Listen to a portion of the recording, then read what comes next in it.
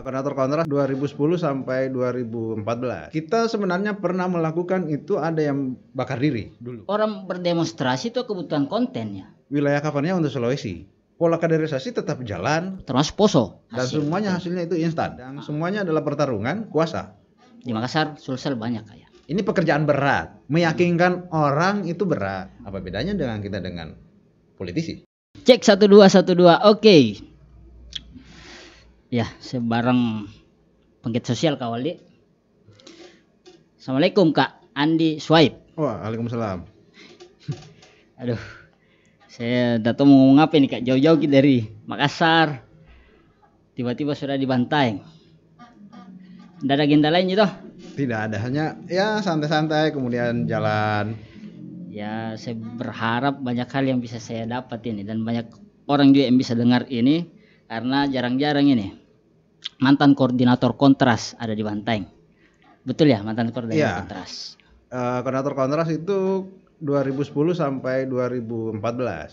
2010 sampai 2014. Tapi aktif di Kontras itu sejak Kontras Sulawesi berdiri. Itu sampai sekarang masih tetap jadi anggota. Masih tetap jadi anggota? Masih tetap jadi anggota. Kemudian ya sambil aktif juga di tempat lain. Di tempat lain. Oke, sebelum saya mau bahas tentang ya misalnya dunia aktivis lah, paling tidak selama 4 tahun Kak Kontras ngapain di Sulsel? Karena kan yang saya tahu ini Kontras adalah komisi orang hilang dan untuk tindak kekerasan. Di Makassar, Sulsel banyak kayak.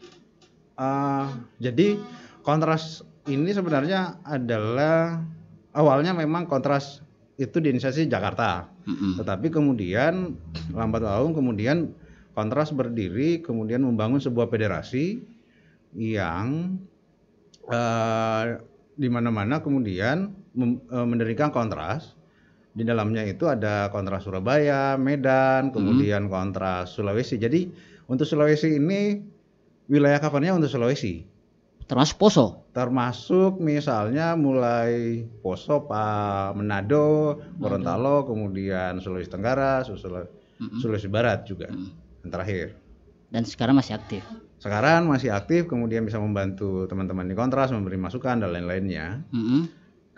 Kalaupun misalnya sambil melihat perkembangan-perkembangan di organisasi lain ya, aktivitasnya. Kalau kondisi gerakan sekarang Kak, kan sekarang saya malah tidak tahu kan, biasanya kan 98 itu kan gerakan reformasi ini pergeserannya, misalnya teman-teman mulai bergerak aktivis elitis gitu, elit, terus di era mahasiswa misalnya, yang tiba-tiba sekarang ini di dunia digital ini tiba-tiba nuansanya mungkin agak berbeda Kak. Ya, pada prinsipnya sih sebenarnya sejak era itu, jadi kalau mau kita lihat ke belakang lagi sebenarnya, era sebelum pasca 98 itu era di mana para aktivisnya itu membangun sebuah kesadaran publik ya, yang terorganisir. Lambat laun kemudian muncul 98. Pasca 98 ini menimbulkan banyak tafsir soal apapun itu. Jadi ini memang kita tidak selesai pada satu gerakan reformasi itu sendiri. Dan ini sementara berlangsung seharusnya. Cuma kan kemudian lambat laun pasca 98 pergeseran orang juga sudah mulai berubah, gerakan juga mulai berubah, gerakan sosial juga sudah mulai berubah. Jadi kan dulu yang sekarang ini ada lagi yang menyebut gerakan sosial gasos baru ya, gerakan sosial baru. Yang kemudian gerakan sosial baru ini ditandai kemudian lahirnya sebuah gerakan di dunia digital, dunia maya, medsos dan lain-lainnya. Nah, itu kalaupun tidak di-manage dengan baik, maka itu akan bisa malah makin mundur. Kalau itu tidak dilakukan manajemen baik, baik itu di tingkatan pemerintahnya maupun di tingkatan masyarakat sipilnya. Karena dua-duanya ini semua tafsirnya berbeda-beda, tergantung kepentingannya. Baik itu kepentingan politik maupun kepentingan agama maupun dia kepentingan soal ekonomi. Karena mau tidak mau, tiga komponen ini juga akan mempengaruhi cara dan pola pikir masyarakat dan pemerintahnya ya. Nah maka tinggal sebenarnya bagaimana mencari solusi dalam permasalahan-permasalahan ketiga masalah ini. Tapi kan saya anggap Kak, gerakan sekarang ini malah kita tanpa target sih kadang-kadang, karena banyak sekali pengawalan baik itu isu nasional, isu regional, sulsel yang tidak sesuai target. Sebenarnya target itu ada yang, jadi gini, target itu ada yang tercapai. Cuma kan kemudian kita itu tidak target itu kemudian terlalu tinggi. Padahal ada hal kekurangan di masyarakat sipil sekarang ini adalah kita tidak melakukan by proses. Jadi yang kita lakukan sekarang ini adalah semuanya adalah hasil dan semuanya hasilnya itu instan. Sehingga kemudian targetnya juga pasti akan instan. Dan target pun yang kita capai adalah ya tidak maksimal. Sama kemudian dalam dunia politik ya semuanya instan. Ataukah karena memang karena pondasi yang ditanam ini di era 98 ini, penyadaran civil society ini, kan penanaman pondasi di situ Kak di awal yang 98 itu ya. Iya. Akhirnya di ujung-ujung kemari ini semakin instan saja target, karena pengawalan yang dilakukan juga apakah dia jenuh dengan gerakan ataukah memang pola kaderisasi yang tidak berjalan. Pola kaderisasi tetap jalan, kemudian targetnya juga tetap sesuai dengan apa yang dicita-citakan, tetapi kemudian kaderisasi yang tidak mengikuti zaman. Karena problemnya di kita adalah zaman berbeda-beda tiap generasi. Sekarang orang pada generasi milenial. Zaman juga berubah, orang juga pasti berubah, karakter juga orang berubah. Sama kemudian masyarakat kita itu juga berubah sekarang. Dulu kalau misalnya simpelnya, orang kalau mau simpel, dulu orang pacaran pakai surat menyurat. Sekarang ya sudah tinggal pakai WA atau tinggal pakai sinyal atau yang lainnya untuk supaya mengakses, berkirim surat, berkirim foto dan lain-lainnya. Dulu di mana bisa didapat? Tidak ada. Semua serba instan sekarang, dan para penggerak organisasi pun dia tidak hanya akan menghasilkan sebuah hasil, dia tidak melalui proses. Nah, proses ini tempaan dulu sebelum 98 yang diteguhkan adalah proses dalam proses pengorganisasian apapun itu.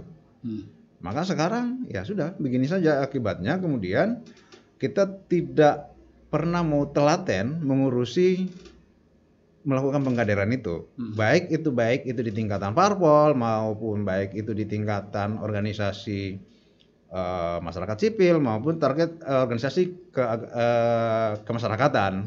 Misalnya kayak KMPI dan lain-lainnya begitu. Ya semuanya adalah instan. Dan semuanya adalah pertarungan kuasa. Kuasa di situ adalah pertarungan ekonomi juga, pertarungan lain-lain. Nah, semuanya mereka akan kecenderungannya akan ke situ semuanya. Kita juga tidak bisa menafikan semua orang punya kebutuhan itu, tetapi apakah kemudian itu menyadarkan orang ya belum tentu juga. Semuanya semuanya masih bisa dilihat apa yang akan terjadi ke depannya. Ya, terakhir kan yang aksi nasional kalau tidak salah BBM atau apa ya, yang kelihatan bahwa orang berdemonstrasi itu kebutuhan konten ya, kebutuhan konten sampai nge-TikTok di tengah jalan, selebarannya pun ya kelihatan kebutuhan konten. Ya, prinsipnya sebenarnya betul. Ya kalau saya dalam konteks bahwa kita di zaman mana. Tetapi kan kemudian bahwa zaman itu apakah alat-alat itu digunakan maksimal bukan hanya untuk bukan digunakan untuk hanya popularitas dan lain-lainnya. Tapi kalau menggunakan popularitas apa bedanya dengan kita dengan politisi? Politisi, betul. Nah, tetapi gerakan ini yang baru-baru ini kemudian adalah ini kalau kita lihat Hong Kong misalnya yang kejadian yang bakar diri itu kan itu viral dan di mana-mana dan itu menjadi sebuah sorotan dan anak muda zaman sekarang itu mengakui sebuah perubahan yang besar. Ya kita harus akui bahwa itu memang perubahan. Tetapi apakah gerakan itu lama? Maksudnya dia lama itu dalam konteks bahwa itu akan tertanam bagus di gerakan sosialnya. Tapi kan belum tentu juga di Indonesia. Nah kita juga tidak bisa melihat ke Hong Kong. Karena di Hong Kong juga punya situasi politik yang berbeda. Indonesia punya situasi berbeda. Tetapi ya kita sebenarnya pernah melakukan itu ada yang bakar diri dulu yang di Indonesia. Ada depan istana. Yang depan istana itu. Betul. Tetapi kan kemudian tidak menimbulkan sebuah gerakan besar. Enggak. Hanya kemudian gerakan yang kemudian digoreng kiri kanan oleh secara politik. Akhirnya kemudian tenggelam. Nah, yang kedua adalah gerakan yang sekarang ini yang kita lihat adalah ya tidak ada bedanya dengan gerakan yang politik. Di ujungnya ya, maksudnya politis adalah artian untuk hanya pertarungan elit. Iya, elit. Elit yang kemudian ya di belakangnya juga akan ada pertarungan yang lain ya, yang kita tidak tahu apa yang terjadi di belakang layar, siapa yang membenar, siapa lain-lainnya. Tapi kan itu bukan ranahnya kita kemudian akan menjelaskan itu. Maksudnya ya ada orang yang kemudian bermain pada semua level. Ya kan sebenarnya kita tidak menyalahkan aktivis yang berpartai. Bukan di situ masalahnya. Cuma kan kesiapan dia untuk ke jenjang yang lebih tinggi gitu. Sebenarnya berpartai itu sah-sah saja sih. Sah-sah saja, uang betul. Itu hak orang. Tetapi kan kemudian apakah kemudian kita siap menyiapkan diri berpartai itu kan perlu ada hal yang harus dibawa. Yang dibawa itu kan sebenarnya ada aspirasi orang. Ada tanggung jawab sosial yang harus dibawa orang. Ada tanggung jawab konstituen yang konstituen sosial itu dalam konteks bahwa dia bukan milik konstituen sendiri tapi milik semua warga. Nah, konteks hari ini kan kita tidak kadang-kala ada yang hanya konstituennya tapi tidak untuk konteks yang lain, tapi ada juga yang double dua. Tetapi kan yang begini sedikit yang membawa gerakan misalnya bahwa ini milik bersama kemudian melakukan aspirasinya untuk semua orang. Tetapi kalaupun ada itu kita bisa hitung jari. Karena kan harusnya dia bangkit dari kepedulian sosial. Tapi ketika gerakan itu hanya didasari oleh kepentingan ekonomi perseorangan, ini menjadi tidak wajar-wajar saja sekarang berpartai. Satu sisi sih iya. Tetapi kan kemudian ada perdebatan kemudian memang kepentingan ekonomi memang akan mempengaruhi watak orang. Tetapi kan ya siapa juga ya pasti manusia juga bisa hidup dong. Betul. Tetapi kan kita juga tidak bisa munafik juga bahwa memang ada situasi yang seperti itu. Tetapi kan kemudian apakah kemudian ini diseimbangkan antara kepentingan pribadi kemudian kepentingan semua, tapi kepentingan pribadi ini bukan untuk kepentingan pribadi hanya untuk kepentingan pribadi toh. Tetapi kepentingan pribadi ini dibangun untuk kesemuanya. Nah, gerakan itu sebenarnya harus dilakukan oleh partai politik melalui pengkaderannya. Karena kalau tidak kita akan dapat kemudian politisi yang instan. Betul. Yang kemudian bisa jadi pindah-pindah loncat kiri kanan. Nah, itu yang saat ini itu juga yang mempengaruhi sistem kita dalam berpartai dan berpolitik. Semuanya akan serba lintas. Apalagi misalnya politisi-politisi yang lain misalnya ada ya bukan cuma di Bantaeng ya, tapi di beberapa tempat kemudian yang penting datang, duduk, sudah selesai. Kewajibannya ya itu. Ada aspirasi ya sudah dilakukan, tetapi kan bukan itu targetnya. Targetnya itu adalah apa yang mau didorong konstituen dan masyarakat dan berguna untuk masyarakatnya secara luas. Nah, itu yang paling penting. Karena ide itu, gagasan itu kan harus dibangun. Memang DPR atau ya DPR seharusnya memang ya hanya untuk pengawasan dan lain-lainnya, tetapi pengawasan itu kan bisa juga lebih pada bagaimana menelurkan ide dan gagasan untuk kemaslahatan orang. Nah, yang tidak dilakukan sekarang ini adalah membangun ide dan gagasan untuk konstituen, khusus untuk konstituen dan masyarakatnya. Itu yang belum ada sampai sekarang. Dan itu hanya bisa didapat kalau tidak ada jarak antara konstituen dengan politisinya. Itu baru. Tapi konsekuensi demokrasi begitu. Sistem politik demokrasi.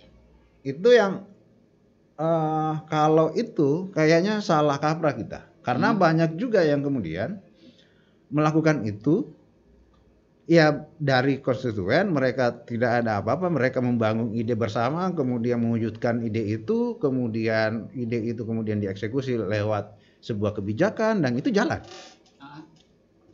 Salah satu contoh sampel, ya kita tidak usah nyebut nama lah, tapi salah satu contoh yang paling ending terakhir yang paling bagus adalah Undang-Undang Desa loh. Undang-Undang Desa. Itu Undang-Undang Desa itu banyak partai yang kemudian yang mendorong, banyak yang kemudian yang terlibat dalam gagasan itu, dan itu bagus. Tapi kan itu ide bersama baik DPR maupun dengan pemerintah. Tetapi kan itu ide besar. Nah, dalam konteks yang lokal, apakah ada ide seperti itu?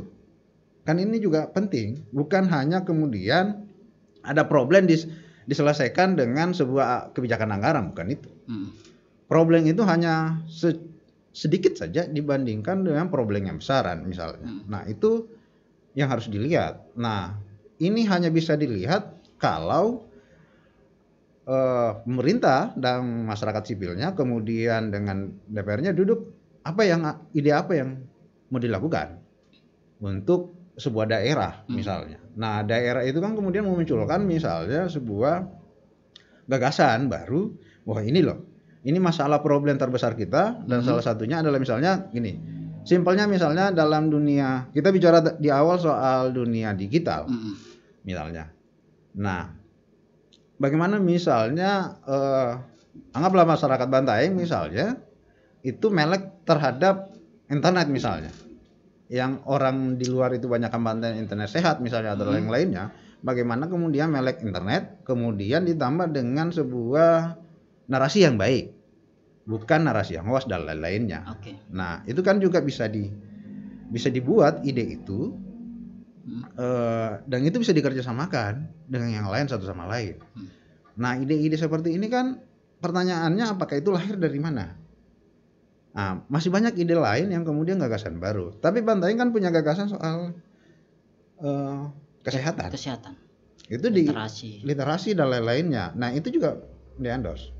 Maksudnya dianukan pemerintah dan lain-lainnya sampai mendapat penghargaan di mana-mana. Dan itu kita harus bersyukur bahwa ada gagasan itu. Tapi persoalannya kan publik juga tidak harus berhenti sendiri loh. Harus ada gagasan baru lagi. Gagasan apa yang kemudian orang sangat terbantu. Tapi sampai sekarang kemudian banyak pemerintah kemudian tidak membangun gagasan baru lagi. Sebenarnya ya saya sepakat bahwa tidak ada gagasan baru. Tapi bagaimana mereplikasi gagasan itu menjadi sebuah gagasan baru, itu juga penting. Itu yang harus dicari. Karena kan sudah banyak orang melakukannya, tetapi by prosesnya bisa-bisa berbeda. Nah, itu kan tergantung kita sendiri dan pemerintahan sendiri dengan DPR sendiri. Apa yang bisa kita lakukan untuk daerah ini? Oke, sekarang apakah masih relevan gerakan parlemen jalanan di era sekarang?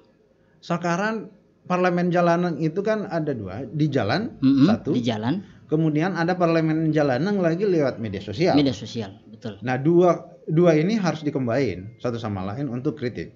Tetapi pun kritiknya pun ini harus dibarengi dengan kritik yang sehat. Kritik yang sehat itu adalah mari kita mengkritik, tetapi mari juga kita memberi solusi. Karena kalau tidak, ya kita sama-sama tidak akan ada solusi. Kritik kita kritik terus menerus, tetapi kan kemudian solusinya apa dong? Ini solusinya jangka pendek atau jangka panjang? Ini solusinya untuk kepentingan pribadi atau solusinya untuk kepentingan seluruh? Nah, nanti kita tinggal lihat sebenarnya mau yang mana. Tetapi kalau poin saya adalah kritik sosial penting untuk pemerintah dan DPR-nya. Karena mereka yang membuat kebijakan, mereka yang melakukan pengawasan secara undang-undang, secara yang diatur. Masyarakat ini hanya kemudian melakukan kontrol sosialnya kontrolnya kepada mereka berdua. Karena kan saya hampir agak susah lagi antara mereka yang teman-teman yang sudah ada di DPR dengan teman-teman yang masih eksis di dunia gerakan gitu. Terkadang kita ngopi sama-sama, tetapi kadang juga tidak ada gagasan yang maksimal yang kita bicarakan sampai dikombin antara teman-teman yang eksis di DPR dengan teman-teman yang tidak eksis di DPR gitu. Apakah ini juga cacat mental kita ini? Gini, pada prinsipnya kan kalau saya ya sekarang ini kan lebih pada bagaimana berpikirnya, cara berpikirnya adalah bagaimana mengajak orang untuk bekerja sama. Bekerja bersama-sama ya. Bersama-sama. Bukan bekerja sama. Bekerja bersama-sama. Kalau bekerja sama ya itu yang cacat mental nanti. Itu yang cacat mental itu. Tapi bekerja bersama-sama, membangun sebuah ide, membangun sebuah gagasan. Tetapi kan prinsipnya adalah ide apa yang kemudian harus dilakukan dalam dunia dalam zaman sekarang ini. Ini juga yang harus dilihat kemudian. Tetapi kan memang kita belum terbiasa membangun gagasan atau ide. Kalaupun ada gagasan dan ide yang sangat berbeda dan sangat orang tidak suka, paling dicemooh. Padahal itu gagasan itu bisa aja kemudian utopis. Tetapi kalau itu dilakukan, di breakdown ke bawah, itu bisa akan jadi real. Dan itu bisa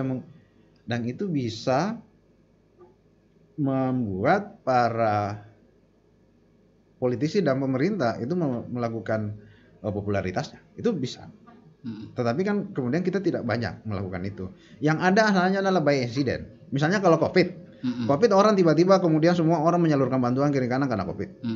Bencana gitu. Kemudian. Tapi persoalannya adalah ada yang enggak yang melakukan itu selain COVID dan selain bencana dan lain-lainnya. Kan dihitung jari pun kalau ada. Adapun kalau misalnya nebeng kepentingan orang lain. Nah, harusnya kan kemudian kembali lagi ke konstituen bersama bagaimana membangun gagasan. Jadi sebenarnya gagasan itu bisa dibangun dari konstituen naik pada level tertentu kemudian dibicarakan. Nah, itu baru bisa ketemu.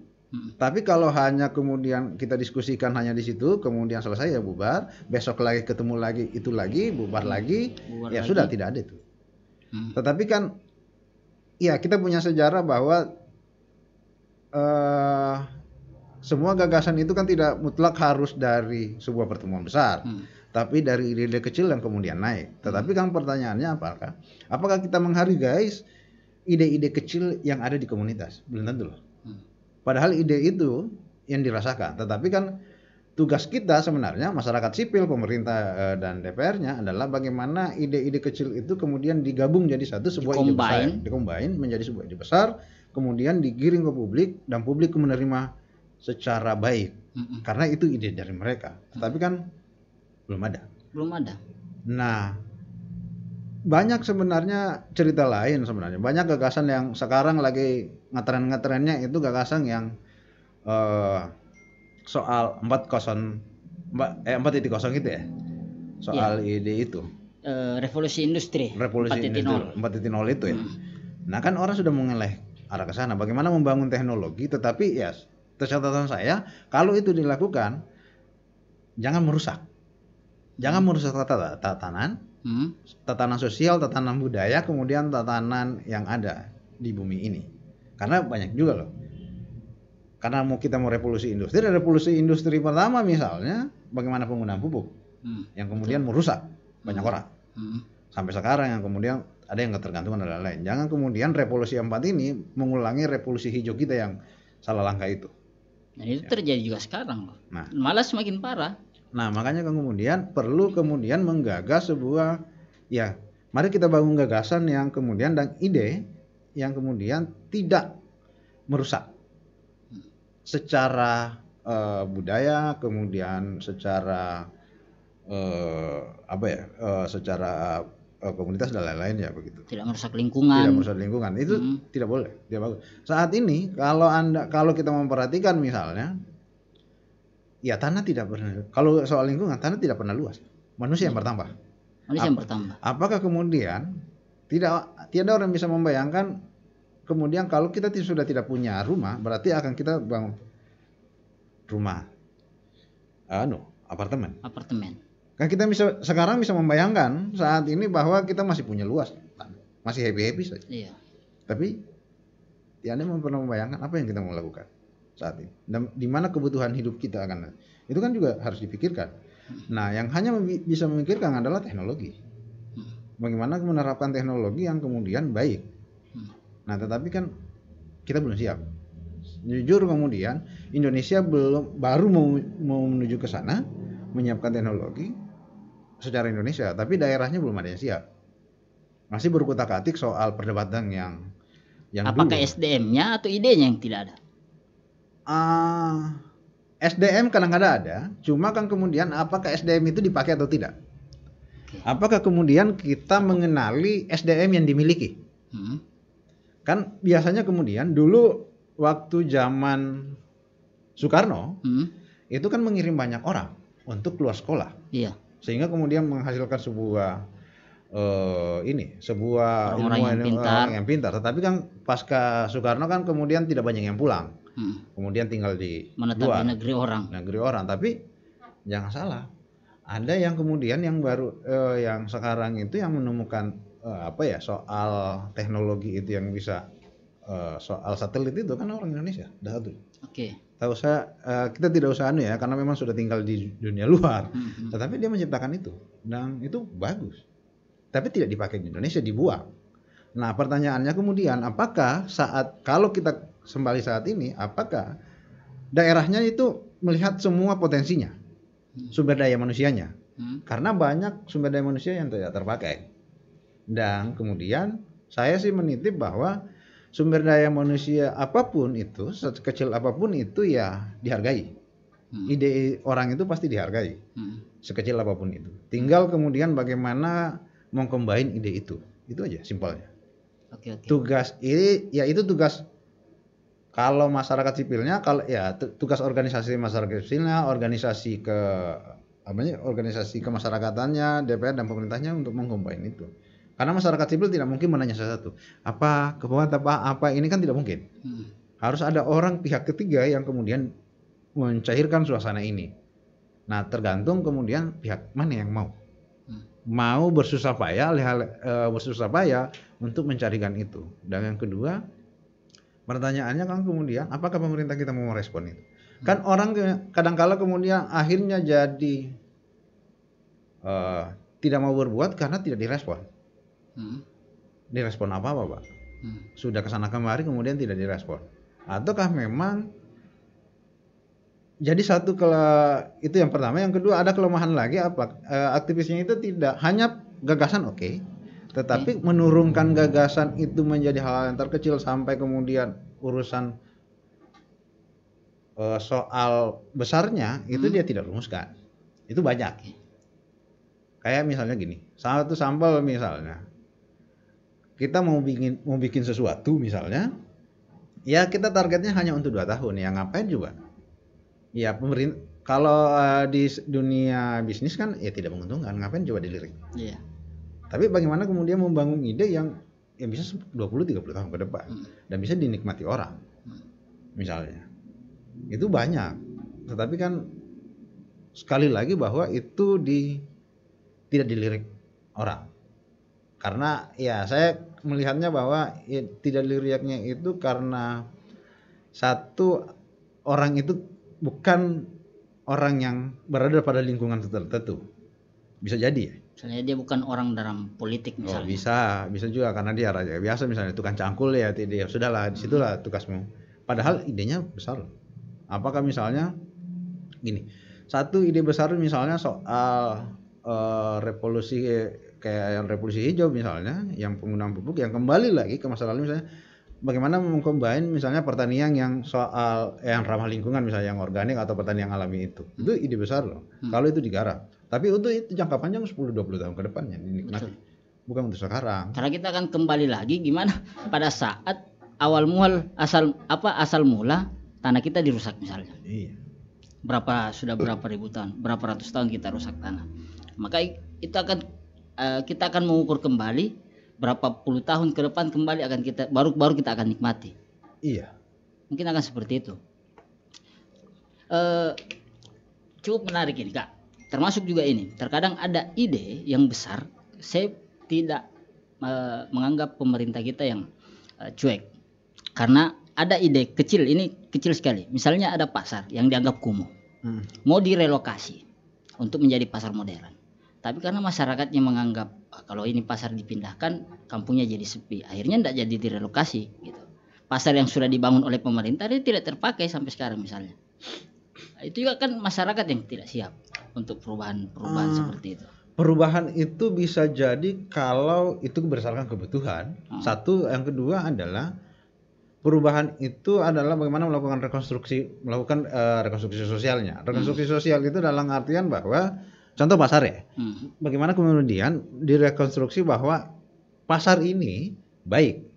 Tapi kan kita belum sampai ke sana ya. Maksudnya kita pemerintahnya belum sampai ke sana untuk melakukan rekonstruksi sosial, maksudnya rekonstruksi sosialnya gerakan untuk melakukan bahwa ini baik, ini tidak, ini baik. Karena orang tinggal meyakinkan saja orang. Apakah kemudian gini? Apakah ini diyakinkan secara yakin-yakinnya bahwa akan seperti ini prospeknya? Kalau misalnya dalam hitungan bisnis, yang kan pasti prospek. Apakah pasar ini prospek atau tidak? Yang kedua, apakah keuntungannya modern dan tradisional? Kan itu juga yang harus ditahu. Masyarakatnya juga kan harus mengetahui kalau misalnya modern, apa keuntungannya? Apa kelebihannya misalnya? Nah, samalah begitu modelnya. Jadi sebenarnya tinggal bagaimana kita meyakinkan publik bahwa apa yang produk yang kami lakukan itu misalnya pasar itu berguna loh. Begini keuntungannya, apa yang diharapkan, apa segala macam, begini dispensasinya segala macam. Kan dalam bisnis juga begitu. Apa yang kami peroleh dan apa yang kami untungkan. Bukan apa yang apa kerugian yang kami. Enggak, untung. Bukan rugi yang dihitung. Tetapi kan maka kalau misalnya itu tidak masyarakatnya tidak gunakan, berarti masyarakatnya tidak dapat untung. Maksudnya persepsi masyarakatnya kemudian tidak masuk apa keuntungannya. Kalau dia masuk sampai keuntungan pasti beramai-ramai loh. Tetapi memang ini pekerjaan berat. Meyakinkan orang itu berat. Sama kemudian meyakinkan ide itu memang berat. Tetapi kalau tidak dilakukan itu repot. Semua akan gagal total. Apapun yang dibangun pasti gagal total. Misalnya orang yang pernah orang melihatnya misalnya kumuh kemudian tidak kumuh kemudian kumuh lagi kemudian tidak lagi karena kan itu juga repot. Jadi tinggal bagaimana meyakinkan saja bahwa keuntungannya ini. Plus minusnya apa? Misalnya kemudian pasar misalnya itu berubah. Jadi yang sekarang zaman sekarang itu kan pasar sudah mulai berubah. Misalnya pasar tradisional yang modern naik kemudian pasar digital lagi. Kan itu ada dua pasar. Apakah kemudian pemerintah menginisiasi ini? Menginisiasi dalam artian dunia sekarang sudah seperti ini. Saat ini kita sudah berhadapan pada pasar-pasar yang tidak nyata. Apakah juga sampai pada ke situ? Nah, kalau ini dikombain jadi satu kan mereka dapat keuntungan yang real ya. Tinggal kemudian pemerintahnya meyakinkan keuntungan berapa. Kan ini soal untung, bukan soal rugi. Betul. Saya malah melihat ini semakin kompleks ini permasalahan memang.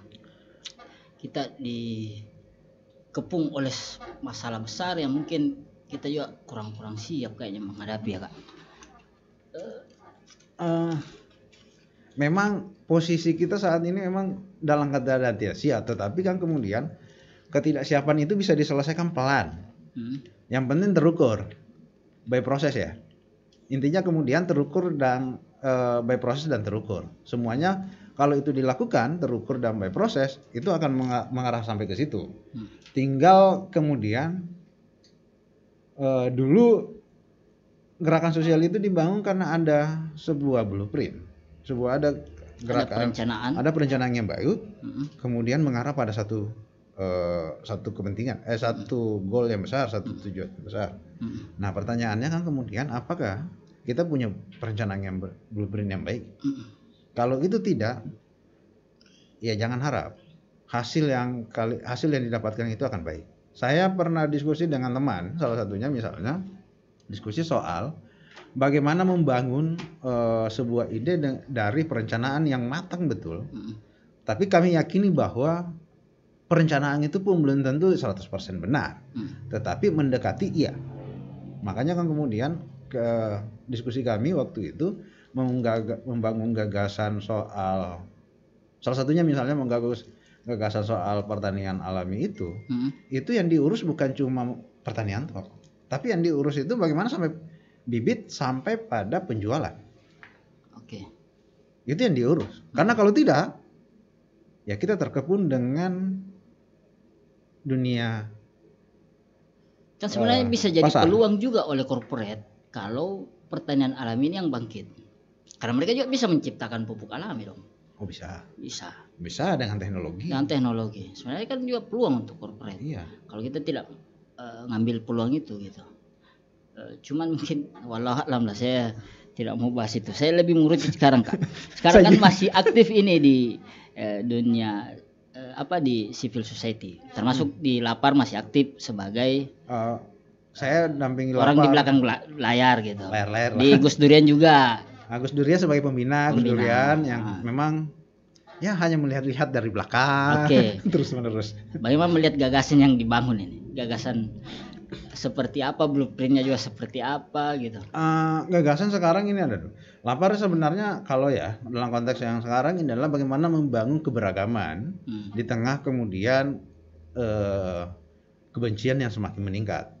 Kemudian soal identitas semakin meningkat, soal radikalisme semakin meningkat. Tapi intinya bahwa bagaimana merajut kembali keberagaman dari nilai-nilai lokal yang ada atau nilai-nilai budaya yang ada. Nah, itu juga yang kemudian lagi sekarang digalakkan teman-teman ya. Kami sih paling tidak berasa bersyukur bahwa kita kembali melihat potensi budaya kita yang bisa kemudian merajut. Paling tidak kalau ada perselisihan atau itu bisa dirajut lewat soal kebudayaan kita dan lewat yang lain-lain. Karena ya itu bagian dari anugerah Indonesia yang kemudian anak muda sekarang melupakannya. Karena revolusi industri 4.0 mungkin ya. Enggak juga sih sebenarnya. Tetapi karena mereka sudah dunia berbeda ya. Kemudian tidak dikenalkan lagi, akhirnya kemudian tergerus. Tetapi kan kita mencoba bagaimana sebenarnya bukan mengembali, tetapi bagaimana mengenalkan lagi ada begini, ada situasi begini ya. Karena ini juga akan sangat membantu sebenarnya bagaimana membangun investasi. Sebenarnya apa yang kita bangun ini baik untuk orang, baik dunia investasi, baik untuk dunia politisi, supaya tidak ada segregasi di dunia politik dan lain-lainnya. Investasi juga aman, rasa aman juga ada. Nah, berarti itu yang murni untuk jadi alat kontrol. Iya sih. Nah, itu gagasan yang akan dibangun di Lapar. Tetapi kan kemudian, saat ini sementara by proses, mudah-mudahan hasilnya lumayan bagus, dan kita berharap bahwa ini menjadi sebuah gagasan baru atau bukan gagasan lama sih sebenarnya yang kemudian diperbaharui. Mudah-mudahan pemerintah, karena ini konsentrasinya Makassar, maka Makassar bisa merespon ini dengan baik. Nah, kita udah proses lah semuanya. Soal Gus Durian sih sebenarnya ya hanya menikmati di dunia belakangnya sambil membantu mereka kemudian melakukan kecil-kecilan mendorong kader Gus Durian untuk bagaimana membangun melawan sebenarnya hoaks dan lain-lainnya, kemudian memantau pergerakan, misalnya gerakan kemanusiaan yang dilakukan oleh Gus Durian. Karena prinsipnya adalah ya sudah, kita akan membangun gerakan kemanusiaan, kemudian membangun kesadaran publik, kemudian mengedukasi soal apa pentingnya soal ujaran kebencian dan lain-lainnya. Karena saat ini hoax dan sebagainya sudah semakin parah. Bagaimana kemudian akhirnya ya memantau media juga menjadi sangat penting. Ya kan itu bisa juga jadi alat politik sebenarnya. Pragmatis iya, politik pragmatis ya. Iya, politik pragmatis. Politik pragmatis iya, cuma tidak mendidik. Tidak mendidik. Politik pragmatis iya. Saya dan itu memang bukan kecenderungan sih, dan itu sudah sering dipakai karena mau menaikkan popularitas dan elektabilitas, tetapi secara publik tidak mendidik. Dan sebenarnya kita menyarankan janganlah merusak itu. Tapi kan masih banyak yang pakai, Kak. Ya. Apakah karena banyak yang politisi ya praktis? Gini, dunia praktis itu pragmatis itu ya, dunia pragmatis ini kan mendorong orang serba instan, hasil yang instan. Tapi jangan salah apa yang dilakukan itu bisa berefek panjang. Efeknya itu adalah menimbulkan orang individualistik, orang saling benci dan kiri kanan, beda pilihan, beda benci kiri kanan. Dan itu yang terjadi sekarang. Nah itu yang repot. Nah kita mau merajutnya kembali ini kan semakin pusing juga menghadapi ini. Politisinya ya acu-acu aja. Tapi padahal kalau mau menaikkan popularitas, menaikkan itu gampang. Kalau bagian duduk ya. Bagian mau menapak naik ya gampang juga. Dekat aja kok dengan publiknya, bangun ide, bangun gagasan sudah clear. Soal dari mana biayanya kan itu kita juga ini diajari soal ekonomi gotong royong. Bagaimana membangun ekonomi bersama-sama. Saya pernah ada satu risetnya teman, tapi ini bukan endorse. Satu risetnya teman itu soal rokok. Ini sih bukan endorse rokok ya. Satu endorse teman bahwa putaran uang dalam 1 tahun rokoknya itu dalam satu desa itu 1 miliar. 1 miliar? 1 miliar. Itu diskusi survei kecil-kecilan di antara mereka. Itu 1 tahun dia dapat 1 miliar. Putaran uang rokok yang berputar. Berarti bahwa kalau ini bisa di-manage dengan baik, uang di masyarakat juga banyak. Tidak perlu dari cukong. Tidak perlu dari cukong sebenarnya. Uang masyarakat juga banyak. Makanya kemudian gagasan soal bagaimana mendorong orang misalnya masuk ke politisi dengan menyumbang itu. Itu gagasan yang bagus. Yang dulu pernah dilakukan oleh Ahok. Itu gagasan baru mendorong orang untuk disumbangkan. Ini uangku kalau saya sumbang misalnya berapa, kemudian kau pakai maju dan uang ini kau bekerja betul dengan rakyat. Clear. Itu gagasan yang bagus sebenarnya. Jadi komunitasnya merasa terwakili. Misalnya calonnya juga merasa